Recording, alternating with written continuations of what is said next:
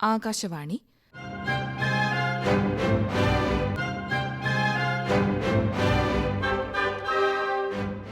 ജില്ലാ വൃത്താന്തം. ഇന്ന് ആലപ്പുഴ ജില്ല.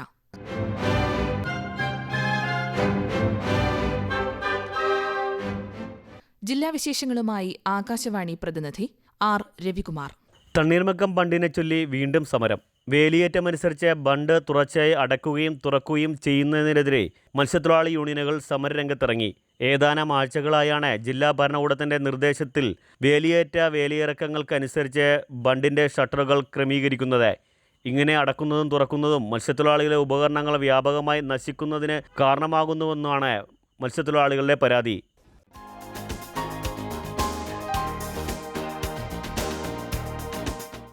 ആലപ്പുഴ ജില്ലാ ഭിന്നശേഷി കലോത്സവത്തിൽ അപ്രതീക്ഷിതമായി അതിഥികളായെത്തിയ പഞ്ചാബി MLAമാരെ കണ്ടപ്പോൾ കുട്ടികൾക്ക് കൗതുകം. പരിമിതികളെ മറികടന്ന് അവതരിപ്പിച്ച കലാപരിപാടികൾ കണ്ട് വിസ്മയം കൊണ്ട MLAമാർ കുട്ടികൾക്കൊപ്പം ആടിപ്പാടി. കുട്ടികളെ ഇതിന് പ്രാപ്തരാക്കിയ രക്ഷിതാക്കളെയും അധ്യാപകരെയും അഭിനന്ദിക്കുകയും ചെയ്തു. കേരളത്തിലെ പഞ്ചായത്ത് രാജ് സംവിധാനത്തെക്കുറിച്ച് പഠിക്കാൻ പഞ്ചാബിൽ നിന്നെത്തിയ MLAമാരാണ് സാമൂഹ്യ നീതി വകുപ്പിൻ്റെ നേതൃത്വത്തിൽ പുന്നപ്പറയിൽ നടന്ന ജില്ലാതല ഭിന്നശേഷി കലോത്സവത്തിൽ പങ്കെടുത്തത്. പഞ്ചാബ് MLA കമ്മിറ്റി ചെയർമാൻ ബുധു റാമിൻ്റെ നേതൃത്വത്തിലുള്ള സംഘമാണ് എത്തിയത്. കലോത്സവത്തിൻ്റെ ഉദ്ഘാടനം H. സലാം MLA നിർവഹിച്ചു. പഞ്ചായത്ത് പ്രസിഡന്റ് സജിത സതീശൻ അധ്യക്ഷത വഹിച്ചു.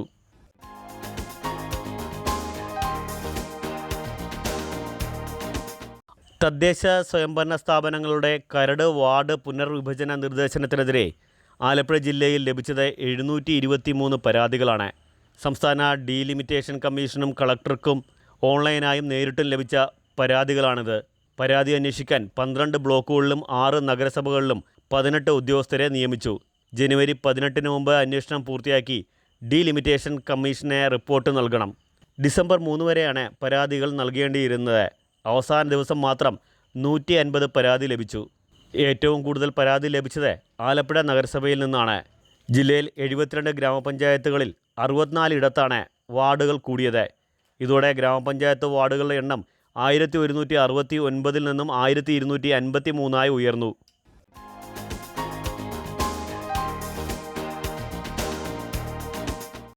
ജനങ്ങളുടെ പരാതികൾ പരിഹരിക്കാൻ താലൂക്ക് ആസ്ഥാനങ്ങളിൽ മന്ത്രിമാരുടെ നേതൃത്വത്തിൽ കരുതലും കൈത്താങ്ങും എന്ന പേരിൽ പരാതി പരിഹാര അദാലത്തുകൾ സംഘടിപ്പിക്കുന്നു. ആലപ്പുഴ ജില്ലയിൽ ജനുവരി 3 മുതൽ 13 വരെയാണ് അദാലത്ത്. കൃഷിമന്ത്രി P. പ്രസാദ്, സാംസ്കാരിക ഫിഷറീസ് വകുപ്പ് മന്ത്രി സജി ചെറിയാൻ എന്നിവർ അദാലത്തിൽ പങ്കെടുക്കും. അപേക്ഷകൾ ഡിസംബർ 16 മുതൽ 23 വരെ അക്ഷയ കേന്ദ്രം, താലൂക്ക് ഓഫീസുകൾ വഴി നൽകാം.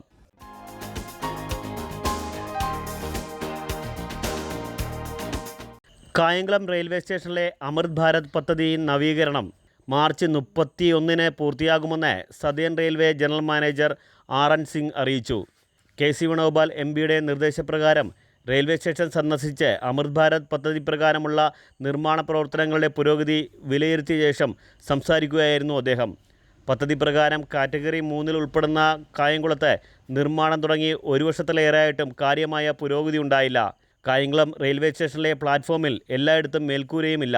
പുതിയ ഫുട് ഓവർ ബ്രിഡ്ജിൻ്റെ നിർമ്മാണത്തിനായി പ്രാഥമിക നടപടികൾ ആരംഭിച്ചെങ്കിലും പാതി വഴിയിൽ നിലിച്ചു. ഇതേ തുടർന്നാണ് KC വേണുഗോപാൽ MPയുടെ ഇടപെടൽ ഉണ്ടായത്.